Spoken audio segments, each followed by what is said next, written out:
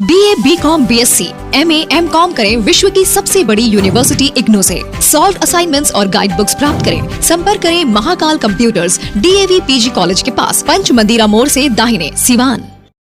मैं साहब की अर्धांगिनी हूँ। उन्हीं के नक्शे कदम पर चलकर मैं आगे बढ़ना चाहती हूँ। अपने जिले के लिए, अपने गांव के लिए और अपने पूरे बिहार के लिए मैं कुछ करना चाहती हूँ। मुझे विश्वास है कि आप लोगों पर कि मैं आगे बढ़ूं तो आप लोग हमें सहयोग करेंगे और आशीर्वाद भी देंगे, ताकि नौजवानों के साथ चलकर और मिलजुल कर सिवान के लिए कुछ कर सकूं। दरअसल लोकसभा के तिथि के ऐलान होते ही सिवान में हिना साहब छोटे छोटे राजनीतिक सभा लगाकर लोगों के साथ चलने की आह्वान कर रही हैं और दोनों हाथों को जोड़कर सिवान को विकास में भागीदारी बनने के लिए कदम से कदम मिलाकर चलकर सिवान को विकासशील व शिक्षित बनाने की बातें कर रही हैं।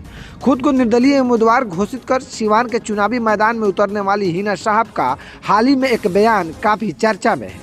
आप लोग भी इस बात को भली भांति जानते हैं कि हिना साहब राजनीतिक मंचों पर अपने शहाबुद्दीन का जिक्र नहीं करती है, लेकिन इस बार उनके विचारों को जनता के बीच अपने बयानों के जरिए रखी हैं और खुलकर बताई है कि हमने साहब से क्या सीखी है। हिना साहब ने सच्चे दिल से कहा है कि हम न नगर परिषद, न पंचायत, न वार्ड ये चीज़ें नहीं जानती थी, लेकिन परिस्थिति ऐसी बदली कि हम राजनीति में आई और आज वो सब चीज़ें जानने और समझने लगी, ताकि आज जो बातें मैं आपके समक्ष रख रही हूँ, दरअसल ये सब साहब को सुनकर समझ कर रख रही हूँ, ताकि साहब के पास जब लोग आते थे कैसे बड़ों के साथ व्यवहार करना है, उन्हीं से हमने सीखा है। साहब के जिक्र करते करते हिना साहब आगे कहती है कि मैं किसी के काम या किसी के मसले का डिसीजन समय के आगे टाल कर नहीं लूँगी। जिस तरह साहब खड़े खड़े यस नो में निर्णय लेते थे, ठीक उसी प्रकार हम निर्णय लूँगी। आगे हिना साहब कहती है कि हमें किसी से नाराज़गी नहीं है, हम सब लोग एक हैं, सिवान अपना परिवार है, हम सब लोग मिलकर कुछ करेंगे तभी अपना सिवान आगे बढ़ेगा।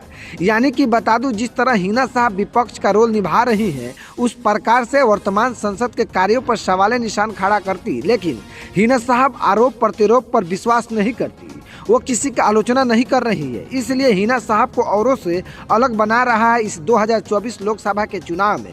हर मंच पर रोजगार, शिक्षा, अस्पताल, जर्जर व्यवस्था पर बात कर रही हैं हिना साहब। अभी देखना ये होगा कि विजयलक्ष्मी देवी जब जनता के बीच जाती है तो कौन सा मुद्दा लेकर वोटरों को लुभाने की कोशिश कर रही हैं।